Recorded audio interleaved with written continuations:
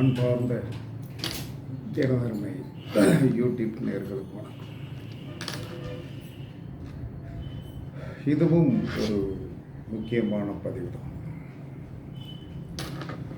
இந்த முக்கியமான பதிவு அப்படின்னு சொல்லி வரும்போது,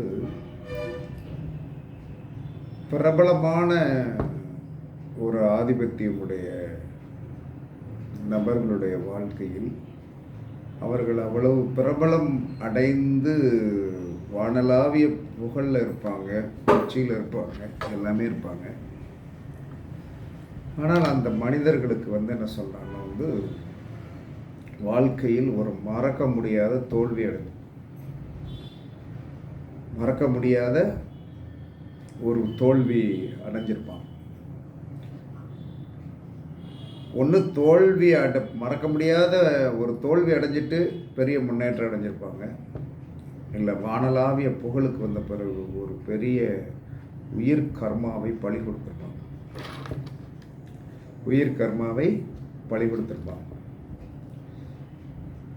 இது எல்லாருடைய வாழ்க்கையிலும் ஒரு சோக சம்பவம் இருக்கும்.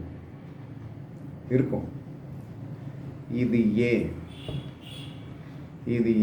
இதுக்கு ஏதாவது காரணம் இருக்குதா ஜாதக ரீதியா அப்படின்னு பார்க்கும்போது இருக்குது. அதற்கு தீர்வும் இருக்குது. அப்போ இப்போ உங்களை பொறுத்தவரை என்ன சொன்னான்னா, எல்லா வித வாழ்க்கையில் பெரிய வெற்றி பெற்றவர்களும் என்ன சொன்னான்னா, தோல்வியவே சந்திக்கவே இல்லைன்னா அவங்க மனசில் ஒரு ரணவேதனை என்பது. இப்போ நம்ம என்ன சொன்னோம்னா, திருப்பதி பெருமாளை எடுத்துக்கிடுங்க. இந்த திருப்பதி பெருமாள் சந்தோஷமாக இருக்கிறாரா? எல்லாருடைய கேள்வி இதுதானே. ஏன்னா போக்க பார்த்தீங்கன்னா ஒரு நாளைக்கு 40,000, சாதாரண 30,000 40,000 பேர் வழிபாடு பண்ணிட்டு வராங்க. அந்த திருப்பதி பெருமாள் சந்தோஷமாக இருக்கிறாரா என்று சொன்னால் இல்லை. ஆனால் மக்கள் கூட்டம் மலைமோதுகிறது. ஆனால் அவர் அருள் பாலிக்கிறார். இதனால வருடம் ஒரு தடவை போய் 2 நாள் அந்த மலைக்குள்ள 7 மலைகளுக்குள் தங்கியிருந்து அங்கே கிடைக்கிற உணவு சாப்பிட்டுட்டு அன்னதானத்தில் சாப்பிட்டுட்டு வர்றோம். ஆனால் அடுத்து போகும்போது ஒரு பெரிய வெற்றி இருக்கிறது. அவ்வளவு அற்புதத்தை கொடுக்கின்ற அந்த பெருமாளுக்கு மனைவி அங்கே இல்லை. ஏன் அப்படின்னா 7 மலைக்குள் அவர் இருக்கிறார். 7 என்று சொன்னால் யாரு? கேது. அந்த கேது இருக்கின்ற இடத்துல பக்தி இருக்கிறது, அரகுரா கோஷம் இருக்கிறது, கோவிந்தா கோஷம் இருக்கிறது. ஆனால் அந்த கோஷத்தை எல்லாம் கேட்டுக்கொண்டு என்ன சொல்றான்னா, அவர் இருக்கிறார். அவரை ஆற தழுவுவதற்கு அவருடைய மனைவி இல்லை. கோச்சிட்டு அந்த அம்மா போயிடுச்சு, கீழே தான் இருக்கு. ஏன் யாராவது என்ன சொன்னால், திருப்பதி பெருமாளுக்கு அந்த அம்மாவை கீழே இருந்து கூட்டிகிட்டு வந்து சேர்த்து வைக்கலையா? சேர்த்து வைக்கக்கூடாதுன்னு சொல்லிட்டாங்களா?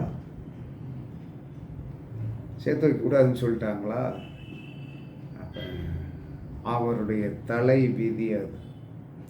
அவர் பேரும் புகழோடு இருக்க வேண்டும். எண்ண முடியாத காசுகள், தங்க கட்டிகள் எல்லாமே அவருக்கு கிடைக்கும். அந்த திருப்பதி பெருமாள் ராகுடைய தோஷமுடையவர்.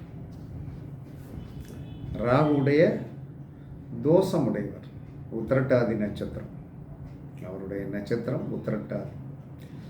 அப்போ உத்திரட்டாதி நட்சத்திரம் அப்படின்னு சொல்லி வரும்போது அதுக்கு என்ன தோஷம்? சந்திரனுடைய தோஷம். சந்திரன்னா என்னது? பெண். அப்போ பெண் தோஷம் உடையவர். அப்போ அந்த பெண் தோஷம் உடையவராக இருக்கிற காரணத்தினால அவருக்கும் மனைவிக்கும் கருத்து வேறுபாடு. அந்த அம்மா கீழே போயிடுச்சு, இவர் மேலே இருக்கிறார். ஒரு தோல்வி அடைந்து அந்த மலை மேல் உட்கார்ந்துருக்கிற காரணத்தினால் அங்கே அனைவரும் என்ன சொல்கிறாங்க, எங்கெங்கோ இருந்து கும்பிட்டுட்டு இருக்காங்க. ஏன் இதுக்கு அவர் தீர்வு பண்ண தெரியாதா? அப்பேற்பட்ட கடவுளுக்கு தீர்வு பண்ண தெரியாதா? அது முடியாது. அது முடியாது. முடியாது என்று சொன்னால், எந்த ஒரு மனிதனுக்கு நாமம் என்று சொல்லக்கூடிய நட்சத்திரம் குறிக்கப்பட்டு விட்டதோ, அந்த கர்மா என்ன செய்கிறது? யார் சனியுடைய நட்சத்திரத்தில் ஒரு தெய்வம் உருவாகிவிட்டதோ, அங்கு ராகு கொடுமை பண்ணி விடுவார். கொடுத்து எவ்வளவு செல்வத்தையும் கொடுத்து, பொருளையும் கொடுத்து, அவருக்கு என்ன சொன்னாங்க, சயனத்திற்கு, அயன சயன போகத்திற்கு மனைவியை பிரித்து விட்டார். ஆனால் செல்வம் எல்லாம் இருக்கு, பெரிய பொருளாதாரம், எங்கு பார்த்தாலும் என்ன சொன்னா, நல்ல கோஷங்கள். மலைக்குள்ளே நீங்கள் போய் உள்ளே இருந்தீங்கன்னா அவ்வளோ ஜொலிஜொலின்னு இருக்கும், நல்லா இருக்கும். அங்கே சாப்பிடப்படுகின்ற இப்போ வாங்கி கையேந்தி பவனில் எங்கே போனாலும் சாப்பிட்டாலும் ஏதோ ஒரு அங்கே டேஸ்ட் இருக்கும், எல்லாமே இருக்கும். அப்போ இது மனித வாழ்க்கையில் தோல்வி என்பது நீங்கள் ஏற்றுத்தான் ஆக வேண்டும். அப்போ அந்த ராகு அவருக்கு குடும்பம் பண்ணிட்டு பிரம்மாண்டத்தை கொடுத்து இல்லற சுகத்தை கெடுத்து விட்டார். இதுதான் உண்மை. அப்போ நம்ம என்ன சொல்கிறோன்னா, இந்த மாதிரி மனித வாழ்க்கையில் நிறையா பேர்களை பாருங்கள், குழந்தைகளை பறி குழந்தைகளுடைய வாழ்க்கை சிறப்பில்லாமல் பெரிய பெரிய யோகங்களையெல்லாம் அனுபவிச்சுட்ருப்பாங்க, பெரிய பெரிய யோகத்தையெல்லாம் அனுபவிச்சுட்ருப்பாங்க. இந்த யோகங்களை எல்லாம் அனுபவித்து கொண்டிருக்கிற நபர் அவர்கள் இரவு படுக்க போகும்போது அந்த ஃபேமிலி மட்டும் இருக்கும். அதில் என்ன சொல்கிறாங்கன்னா, ஒன்று காய்க்காத மரம், பூக்காத மரமாக இருக்கும். அப்போ இருக்கும் அப்படின்னா அதை அவர்களுக்கு சரி பண்ண தெரியவில்லை, சரி பண்ண தெரியல அப்படின்னா இப்படியெல்லாம் சரி பண்ணுவதற்கு வழி இருக்கிறது. அந்த இருக்கிறது என்பது என்ன சொல்றான்னா, ஒன்றே ஒன்றுதான். மனிதனாக பிறந்து வாழ்க்கையில் இல்லற சுகத்தை அனுபவிக்காத யாராவது ஒருத்தர் சித்தாகி இறந்திருந்தால், இல்லற சுகத்தை அனுபவிக்காமல், இன்னொன்று கஞ்சா அடிக்கிறது, மூக்குப்பிடி போடுறது, சிகரெட் அடிக்கிறது, இதுவும் போதைதான், போகம்தான். அந்த மாதிரி ஒரு சித்தர்களுடைய சமாதிகளில் நீங்கள் மாதம் அன்னதானம் பண்ணினீர்கள் என்று சொன்னால், உங்களுடைய வாழ்க்கையில் உங்களால் முடிந்தது மாதம் ஒரு முறை அன்னதானம் பண்ணினீர்கள் என்று சொன்னால், அல்லது 3 மாதத்திற்கு ஒரு முறை அன்னதானம் பண்ணினீர்கள் என்று சொன்னால், அந்த அன்னதானத்திற்குண்டான அங்கே ஆகின்ற செலவு, அங்கே அந்த சமாதியில் அந்த ஒரு ஃபங்க்ஷன் நடத்துவாங்க. அந்த ஃபங்க்ஷனில் ஒரு அன்னதானத்திற்கு எவ்வளவு ரசீது போடணும் அப்படின்னு சொல்லிட்டு ரசீது போட்டு அந்த மஞ்சள் ரசீதை வாங்கி வச்சுங்க. இப்படி நீங்கள் உயர்ந்த வானளாவிய உயரத்தில் இருந்தாலும் சரி, வானளாவிய உயரத்திற்கு போக வேண்டும் என்று சொன்னாலும் சரி, நீங்கள் செய்ய வேண்டியது கண்டிப்பாக என்ன சொல்லணும்னா, பிரபலமான நபர்களுடைய பின்னணியில் ஒரு பெரிய சோகம் இருக்கும்.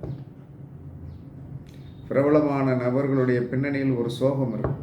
ஏன்னா பிரபலமான பிறகு, பெரிய வெற்றியை அடைந்த பிறகு, பெரிய யோகங்களை அடைந்த பிறகு, என்னுடைய தகப்பனார் என்னுடைய வளர்ச்சியை பார்ப்பதற்கில்லை.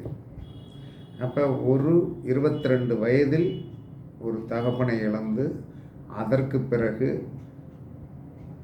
அப்போல்லாம் வேலை கிடச்சிருச்சு, அரசாங்க வேலை கிடச்சிருச்சு, 6 மாதம் ஆச்சு கிடச்சி, அதிலிருந்தே முன்னேறி அதற்கு பிறகு கல்யாணம் முடித்து குழந்தை பெற்று எல்லாம் வளர்ச்சியாகி இன்றைக்கி எல்லா வசதியும் இருந்தாலும் தகப்பனார் இதை நேராக இருந்து பார்க்கல. ஆனால் அவருடைய பேரை மட்டும் என்ன சொன்னாலும் தோட்டத்துக்கு பண்ணை தோட்டம்னு வச்சுருக்கோம். ஏன்னா அதுதான் நம்மளால் செய்ய முடியும். அப்போ இதெல்லாம் என்ன காரணம் அப்படின்னா, ஒரு தோல்வி அடைந்தால்தான் பெரிய வெற்றியை அடைய முடியும். ஏன்னா எனக்கு ஒரு பயம் என்னென்னா நான் ஒரு இழப்பீடை சந்தித்து விட்டேன்.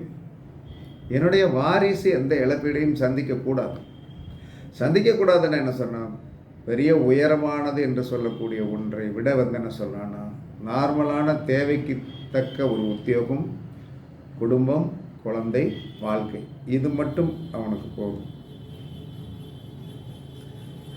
இது மட்டும் அது போதும். அவனுடைய அந்த ஆதிபத்தியத்தை சரி பண்ணுவதற்கு நான் இப்பையிலிருந்தே என்ன சொன்னான்னா, இதே மாதிரி ஒரு ஜீவசமாதி, அந்த நபர் வாழ்க்கையில் இல்லற சுகத்தை அனுபவிக்கவே இல்லை, ஆனால் கல்யாணம் பண்ணார். அந்த இல்லற சுகத்தை அனுபவிக்கல. அவர் பீடி, சிகரெட்டு என்று சொல்லக்கூடிய போதை வஸ்தை அவர் தொடவே இல்லை. அவர் கையால் பணத்தை தொடவில்லை, கையால் பணத்தை தொடலை. இது என்னுடைய 12 வருட ஆன்மீக வாழ்க்கைக்கு பிறகு 1998, 99க்கு பிறகு 99க்கு ஜோதிடத்திற்கு 2009 சித்திரை மாதம் பூச நட்சத்திரத்தன்று அந்த சமாதிக்கு நான் வழிபாடு பண்ண போன பிறகு எனக்கு உயர்ந்த ஒரு ஏற்றம், பொருளாதார வளர்ச்சி எல்லாமே கிடைச்சது. அறிவு எல்லாமே கிடைச்சிச்சு. அப்போ அதற்கு பிறகு என்ன சொன்னான்னா அகோரமான இழப்பீடுகள் இல்லை.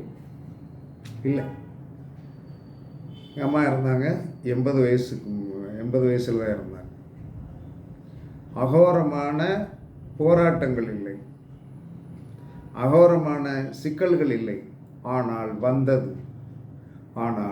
அந்த தெய்வத்திடம் நாம் போய் மாதம் என்ன சொன்னான்னா 3 தடவை அன்னதானம், 1 தடவை அன்னதானம் இல்லை, 3 தடவை அன்னதானம். அமாவாசை, பௌர்ணமி, பூச நட்சத்திரம், இந்த 3 நாட்களிலும் அங்கே கொடுக்கப்படுகிற அன்னதானத்திற்கு 5000 ரூபா கொடுக்கணும். அப்போ மாதம் அதை செய்து கொண்டு வந்ததனால் இன்றைக்கி 16 வருடங்கள் ஆயிடுச்சு. 2009 என்ன சொல்கிறான்னா ஒரு 15 வருடங்கள் முடிஞ்சு 16 வருஷம் ஆச்சு. இந்த 16 வருடங்களில் என்ன சொல்கிறான்னா இந்த துறையிலையும் வளர்ந்தாச்சு. அதே சமயத்தில் பெரிய ஞானம் என்று சொல்லக்கூடிய ஒரு அறிவு நம்மகிட்ட இருக்குது. ஆனால் நம்ம அதை என்ன சொல்கிறான்னா, ஏன் பெரிய பெரிய டிவிகள் எல்லாம் பேசி, யூடியூப்பரில் போய் அங்கே போய் பேசி அதில் நம்ம ஏன் பிரபலம் ஆகலைன்னா, வேண்டாம். என்ன காரணம்னா, நம்ம சந்ததி நல்லா இருக்கணும். எத்தனை இடத்துல நம்ம போய் நம்மளால் முயற்சி, நிறையா ஆள்கள் இருக்காங்க, நிறையா இருக்குது. எந்த பக்தி இதில் எல்லாம் நம்மளால் போக முடியும், எல்லாத்துலேயுமே போக முடியும். ஆனால் என்ன சொல்லலாம், பயம் வேண்டாம். ரொம்ப பிரபலம் ஆகி நம்ம போகும்போது போதையை என்ன சொன்னான்னா விட முடியாது. அப்போ எல்லா மனிதரும் நீங்கள் வளருங்கள், உங்களுடைய தேவையான அளவுக்கு வளருங்கள், நான் வேண்டான்னு சொல்லுவேன். ஆனால் நீங்கள் ஏதாவது என்ன சொன்னான்னா இந்த மாதிரி ஜீவசமாதிக்கு மாதத்தில் ஒரு தடவையோ அல்லது 3 மாதத்திற்கு ஒரு தடவையோ அன்னதான செலவை ஏற்றுக்கொண்டு நீங்கள் அதுக்குண்டான ரசீதை மட்டும் போட்டுட்டு அன்னைக்கு போய் என்ன சொன்னா சாப்பிட்டுட்டு நீங்கள் எல்லோரும் சாப்பிட விட்டுட்டு அவங்க சாப்பிட்டவங்களில் ஒரு 10 இலை எடுத்து உங்கள் கையால் எடுத்து தொட்டியில் போட்டுட்டு அதுக்கு பிறகு நீங்கள் கையை காலை கழுவிட்டு சாப்பிட்டுட்டு ஃபேமிலியோடு சாப்பிட்டுட்டு வாங்க. இதே மாதிரி நிறையா கர்மாக்களை நீங்கள் சந்திக்காமல் ஜெயிச்சிருவீங்க. அதற்கடுத்து உங்கள் பிள்ளைகளுக்கு அதை சொல்லிக் கொடுத்துருக்கீங்க, இதை இப்படி தான்ப்பா பண்ணணும், இதுதான் பண்ணணும். அப்போ என்ன சொல்கிறான்னா, நமக்கு தெரியாதா, நம்மளுடைய சூப்பர் ஸ்டார் ரஜினிகாந்த் எவ்வளோ பெரிய நடிகர், எவ்வளோ உயரத்தில் இருக்கிறார், அவருக்கு நிம்மதி இல்லை. பெற்ற குழந்தைகளால், ஏன் திருவோண நட்சத்திரத்தில் போய் பிறந்தால் சுக்கிரனுடைய தோஷம் என்பது டைவர்ஸை கொடுக்கும்.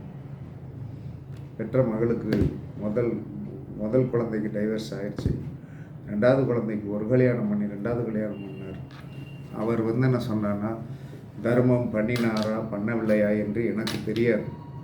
அவருடைய நட்சத்திரம் சொல்வது இல்லற வாழ்க்கையில் அவர் கணவன் மனைவியோடு நல்லா சேர்ந்திருந்துட்டார்.